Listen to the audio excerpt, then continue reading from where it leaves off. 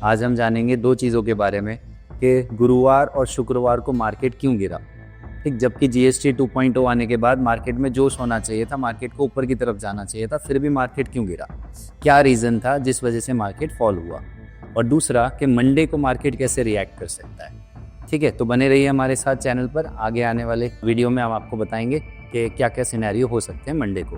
गुरुवार को क्या हुआ, मार्केट गैप अप ओपन हुआ, इतना बड़ा गैप अप ओपन हुआ लगभग 250-300 पॉइंट का, लेकिन फिर मार्केट बिल्कुल नीचे की तरफ आया। ठीक, जबकि जीएसटी आने के बाद, जीएसटी 2.0 रिफॉर्म्स आने के बाद मार्केट को ऊपर ही जाना चाहिए था, या थोड़ा रुकने के बाद फिर ऊपर की तरफ जाना चाहिए था। तो ये फॉल किस वजह से आया? फॉल आया आईटी सेक्टर की वजह से। आईटी सेक्टर में, कंज्यूमर सेक्टर में गिरावट थी, उसमें बिकवाली चल रही थी। दूसरा था अमेरिका। ठीक, यूएसए में जो डेटा आया उनका वो बहुत वीक था, जिस वजह से ऐसा हुआ। तीसरा जो रीज़न हो सकता है वो ये हो सकता है कि ऑटो सेक्टर में तो खरीदारी आई, ऑटो सेक्टर तो बढ़ा, सीमेंट सेक्टर भी बढ़ा जीएसटी की वजह से, लेकिन ऑटो सेक्टर में भी कुछ कारों के दाम ही कम हुए हैं जो 1200 सीसी से कम थी। जो एसयूवी वगैरह थी और 1200 सीसी से ज़्यादा बड़ा जिनका इंजन था, वो सब के सब जीएसटी 40% में चले गए, 40% स्लैब में चले गए। तो जिस वजह से डेटा को समझते समझते मार्केट इतना नीचे आ गया। नेक्स्ट डे फ्राइडे को क्या हुआ? फ्राइडे फिर मार्केट गैप अप ओपन हुआ, लेकिन फिर भी अपने लेवल पर सस्टेन नहीं कर पाया और बिल्कुल शार्प फॉल करके यहाँ तक आया। इसके बाद थोड़ा सा करेक्ट हुआ। अब जानेंगे मंडे को क्या करेगा मार्केट। ठीक, तो ये बिल्कुल पैनिक करने वाली सिचुएशन नहीं है, पैनिक सिचुएशन नहीं है, जस्ट कि प्रॉफिट बुकिंग हो सकता है इतना गैप अप खुलने के बाद। जिन्होंने ऑलरेडी बना रखी होगी अपनी पोजीशन, जिनको पहले से आइडिया होगा जीएसटी रिफॉर्म्स के बारे में, जिन्होंने पहले से पोजीशन बनाई होगी, जो बड़े प्लेयर्स हैं उन्होंने पोजीशन बनाई होगी सीमेंट सेक्टर में, ऑटोमोबाइल सेक्टर में, एफएमसीजी सेक्टर में, तो उन्होंने सेलिंग करी, प्रॉफिट बुकिंग करी, जिस वजह से ही आया। एफआईआईज ने प्रॉफिट बुकिंग करी, जिस वजह से हुआ। ये नॉर्मल चीज़ है, नॉर्मल करेक्शन है।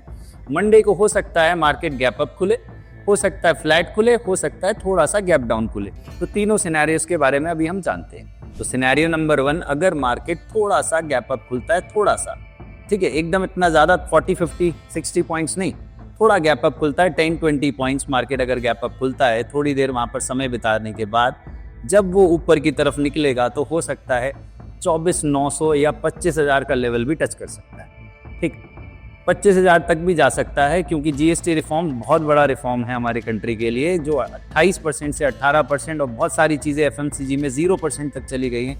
हेल्थ केयर सेक्टर में ज़रूरी दवाइयाँ 0%, कैंसर की दवाइयाँ 0% तक गई हैं। तो ये बहुत काम की चीज़ हो सकती है, इससे मार्केट को पुश मिल सकता है।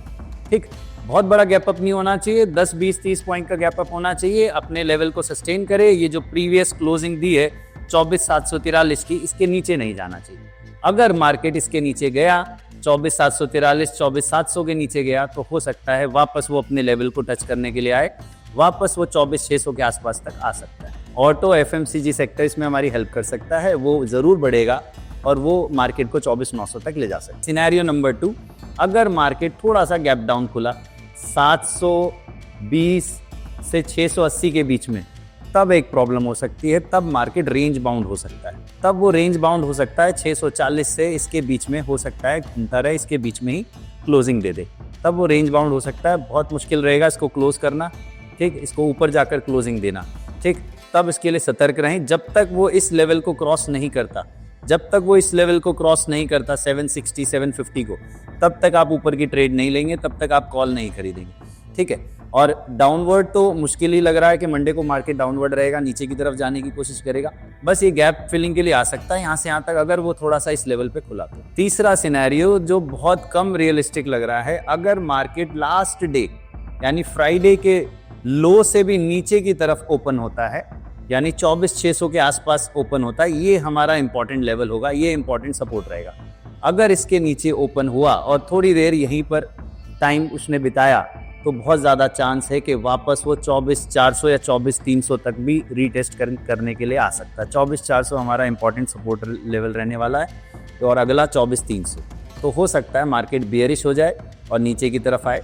ठीक, तो मार्केट इस लेवल पर नहीं ओपन होना चाहिए। पॉजिटिविटी के लिए दो ही है, या तो मार्केट थोड़ा सा गैप अप और थोड़ा फ्लैट खुले। तो दोस्तों देखते हैं मंडे को, आप मुझे कमेंट करके बताइएगा क्या मार्केट 25,000 के लेवल को टच कर सकता है या नहीं, या फिर मंडे को मार्केट बेयरिश हो सकता है। मेरा नाम है डॉक्टर दीपक मलिक, मैं IIT रुड़की से पोस्ट ग्रेजुएट हूँ और मैं पिछले 20 सालों से मैथमेटिक्स पढ़ा और सिखा रहा हूँ और पिछले 5 सालों से मैं ट्रेडिंग से जुड़ा हुआ हूँ और अपने एक्सपीरियंस से शेयर करने के लिए मैं इस प्लेटफॉर्म को यूज़ कर रहा हूँ। जो मैंने मार्केट में देखा, जो मैंने सीखा पिछले 5 सालों में, ये मेरी पहली वीडियो है और मैं इसके द्वारा आपको थोड़ा सा कुछ नॉलेज शेयर करने की कोशिश करूँगा। यहाँ कुछ भी मैं ट्रेड के संदर्भ में आपको कुछ नहीं बताने वाला कि ये लेना है, वो बेचना है, ये करना है, ये सब आपका डिसीजन होगा। मैं बस आपको चीज़ें बता रहा हूँ कि किस तरीके से हमको देखना है, क्या हो सकता है क्या नहीं। मैंने आपको 3 सिनेरियोज बताए कि मार्केट अगर इस रेंज में खुलेगा, थोड़ा सा फ्लैट या थोड़ा सा गैप अप, ज़्यादा बड़ा गैप अप नहीं होना चाहिए, तो मार्केट 24,900 या 25,000 तक जा सकता है। लेकिन अगर पिछले डे के लो के नीचे खुला तो 24,400 तक वो आ सकता है। तो देखते हैं मंडे को क्या करेगा मार्केट। शाम को मिलते हैं आपको मंडे को दूसरी वीडियो के साथ। नमस्कार।